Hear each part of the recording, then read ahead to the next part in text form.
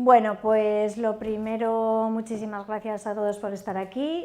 Para mí es un placer venir a hablaros de algo que intento aplicar en mi día a día, no solo en los viajes, porque para mí ser ecológico pues no se limita solo a una etiqueta, como dice Miguel, que le voy a echar la bronca precisamente por eso, porque él hace más caso a lo que dice Carla que lo que le digo yo cuando estamos comiendo. Sí, Carla es mucha Carla, ¿eh? Carla es mucha Carla, ya lo sé que es mucha Carla, pero sinceramente pues la verdad es que luego tendremos una charla tú y yo ahí en una parte y ya me explicarás todo esto. Bueno, como ya le conozco, pues la verdad es que tampoco me hago más mal humor, ¿no? Para mí la verdad es que todo esto que estamos hablando hoy o de lo que habéis ido hablando otros compañeros y demás es un aprendizaje continuo. Yo voy en mi día a día pues a través de libros, a través de conferencias, de charlas, de sitios a los que acudo, pues bueno, pues se me van encendiendo lucecitas en la cabeza y digo, pues mira, esto sé que lo estoy haciendo mal o me doy cuenta de que lo estoy haciendo mal y quiero cambiarlo. Para mí un libro definitorio que me leí hace como 7 u 8 años fue el de Sian Barry, que no sé si se pronuncia así.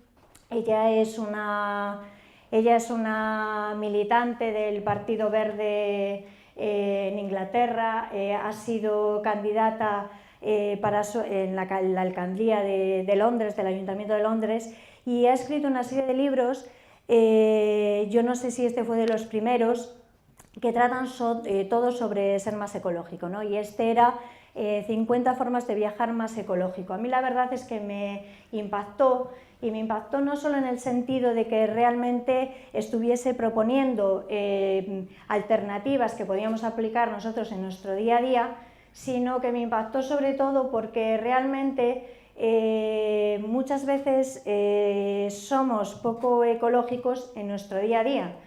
Y si nos parásemos a pensar, nos daríamos cuenta que en nuestra forma de trasladarnos al trabajo o al colegio, a la universidad o donde sea, pues estamos invirtiendo mucho CO2, estamos emitiendo a la atmósfera, y no solo con los viajes que realizamos. Os he traído una serie de datos, pero sobre todo lo que quería era hacer una reflexión, ¿no? La primera reflexión es, ¿merece la pena un lugar como este? Seguramente todos me vais a decir que sí, yo la primera, merece la pena, pero que espero que al final de la charla le veamos la otra cara, ¿no? Como nos mostraba antes un poco Sergio, él hablaba un poco, ¿no?, de la cara A y la cara B. Esto no es la cara A y la cara B, pero sí que me gustaría que reflexionásemos si todo merece la pena, y a cualquier sitio que vayamos tenemos que ir porque nosotros queremos o porque es realmente un poco por imitación. Bueno, como os estaba diciendo, no quiero tampoco agobiaros con mogollón de datos, sí que los he traído por si podían servir o eran interesantes. Muchas veces también creemos que todo lo que está relacionado con el tema de las emisiones de CO2, que para mí es un dato que también me marcó, y es que realmente una empresa como la empresa de ganadería, que luego va a haber alguien que va a hablar sobre el tema de la alimentación, pero que genera más de un 14,5% a nivel global, a nivel mundial, de las emisiones de CO2 y está por debajo del transporte. Muchas veces creemos que el transporte es lo que genera más emisiones de CO2. Si tú a alguien le preguntas que no está familiarizado con este tipo de términos, la mayoría de las veces la gente pensamos que que todo lo que es la industria de transporte genera más emisiones de CO2 que a lo mejor lo que es la industria ganadera, y no es verdad, es mentira. Por encima está la industria ganadera, ¿vale? Entonces, para no agobiaros demasiado con demasiados datos, pero sí daros uno que a mí me parece que es importante, ¿no? Y es, ¿qué medio de transporte elijo, ¿no? Está claro que todos asociamos el avión con el medio de transporte más contaminante, y desde luego que en la mayoría de los casos lo es, pero lo que tenemos que valorar es que hay unos parámetros, ¿vale?, asociados a las emisiones que emitimos cada uno de nosotros en función del tipo de transporte que utilizamos.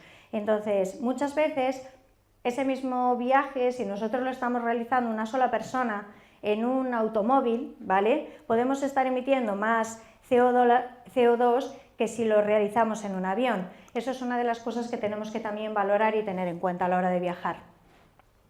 Lo mismo, pues bueno, pues una pequeña comparativa, ¿no? de los gramos que se emiten en transportes, que pueden ser, pues eso, pues lo que hablábamos, el coche, la moto, el autobús.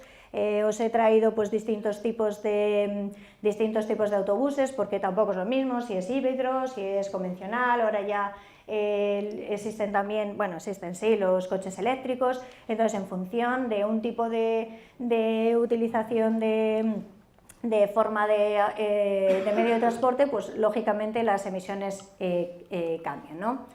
Luego, pues algún dato asociado también a España. Si queréis ver más, pues en WWF España pues vais a encontrar muchos datos muy interesantes, ¿no? Sobre el tema, pues eso, pues qué es de lo que más emisiones de CO2 emite al medio ambiente, ¿no? Como puede ser la electricidad, el transporte por carretera, el marítimo, etc. Vale, y ahora venimos al dato importante, ¿no? ¿Qué cosas puedo hacer yo realmente para ser más ecológico a la hora de viajar? Bueno, pues una de las cosas que a mí realmente me impactó cuando leí el libro del principio, del que os hablaba al principio, es que el 80% de los hábitos que adquirimos en nuestros 2 primeros años de vida, ¿vale?, nos van a afectar en nuestra vida adulta. Entonces, pensadlo muy bien, porque las generaciones futuras son las que pueden ayudarnos a cambiar. Si nosotros llevamos a nuestros hijos al colegio en coche todos los días, es muy probable que luego ellos, cuando trabajen, utilicen su coche para ir a trabajar, ¿no? Entonces, como tengo que recuperar el tiempo de Miguel, pues voy a ir muy rapidito, pero bueno, o sea, sobre todo ese para mí es el dato fundamental, ¿no? O sea, el futuro está en las generaciones, tenemos que enseñar a los que vienen detrás, y que a veces el cambio viene desde dentro de nosotros mismos y en nuestro día a día, y entonces luego seremos capaces de aplicarlo a los viajes. Como vamos a continuar, vamos a poder ir viendo otros consejillos, ¿vale?, para poder ser más ecológicos en el transporte. Y simplemente para terminar, ¿vale?, para no comerme más tiempo, ¿merece la pena un lugar como este a cualquier precio? Pues bueno, pues eso es lo que quiero que luego sigamos debatiendo. Gracias.